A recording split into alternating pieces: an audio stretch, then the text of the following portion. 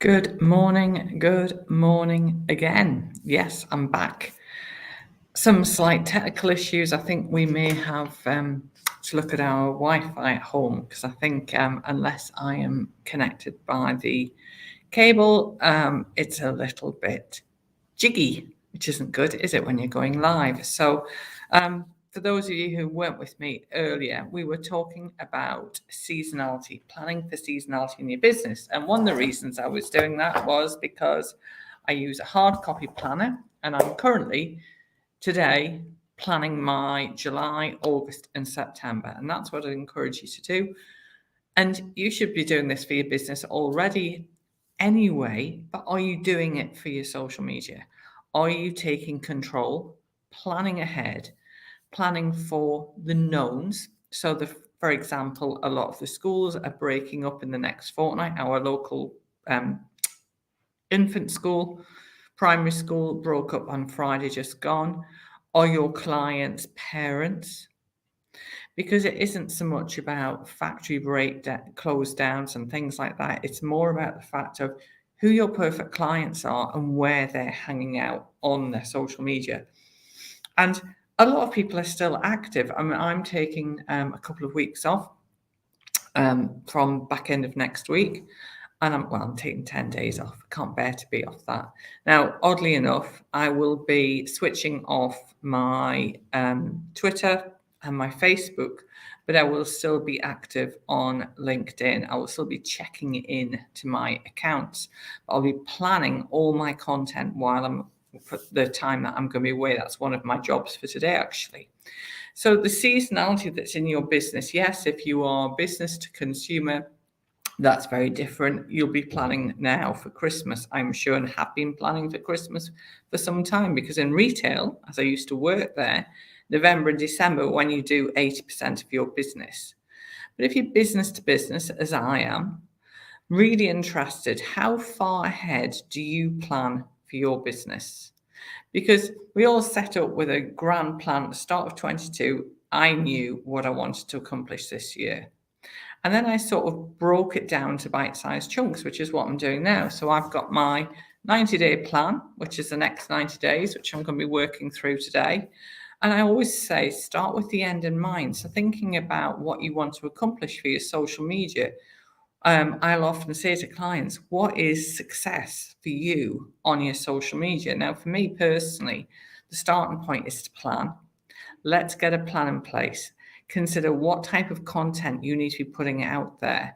And just on Friday, I was topping up my monthly content inspiration calendar for my clients, making sure that they get their monthly content inspiration, which comes out at the end of each month, and that they get that information. Have you checked what awareness days are coming? Is it something you could piggyback on? Last week we had World Social Media Day, which of course I jumped all over and had some posts around that. But what could you be doing to tap into seasonality? Because there are some things that are really obvious that you could be doing, like the fact that maybe over the summer holidays, a lot of your clients may be working from home more. Yes, a lot of people are back in the office. In fact, today I'm at my DBS managed offices, in Castle Donington. I like to come here once a week just to really focus on working on the business. So Monday is usually my planning day. Have you put aside some time to look at that, to plan your content?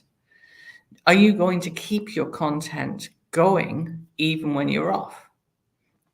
Do you use somebody to check in and check your content?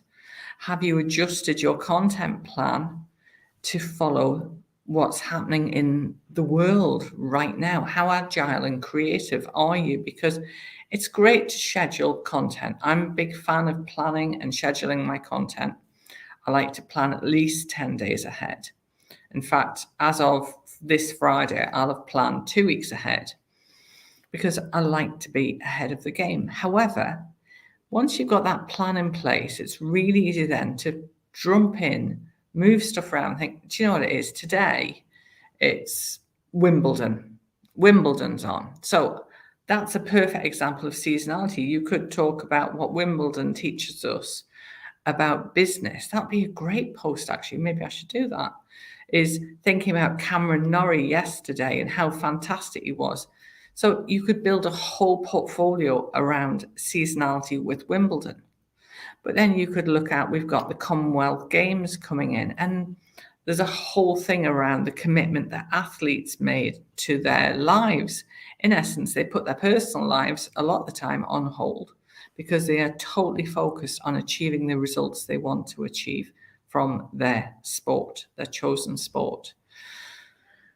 Seasonality, another element is we've got lots of kids have finished their GCSEs, A levels. What next for them? Did you know when you left school what you wanted to do? So all of this sort of seasonality that we've got going on right now, we could be planning content around. So think about what could you do to make your content more relevant, topical, seasonal, and plan for it. Because naturally, once we get into September, we've got the kids back at school. The world starts, kids starting new school years, maybe some children starting school for the first time. Can you rewind back that far? I still remember having a little satchel and going to school with my lunch money in it and thinking about making that relatable to your business. What can you do to make yourself relatable? And the other thing is just a really last tip to leave you with is some business owners who've got families choose to take most of the school holidays off because it's easier than getting childcare or less expensive. Final tip for you is, have you thought about letting people know that you are open for business? It may be the summer holidays. Yes, a lot of people are jetting off to the sunshine. Fortunately, I'm not. But are you open for business? Let your audience know and make sure you're communicating with them across multiple levels. I'm just working on a series of emails to go out in the next couple of weeks as well. So think about what you can do to have that touch point with your audience, to keep in touch, let them know you're open, and how can you help them. So that's me. Today's live's a bit disjointed in two halves, so I do apologise, and I will see you all next Monday. Take care. Bye-bye.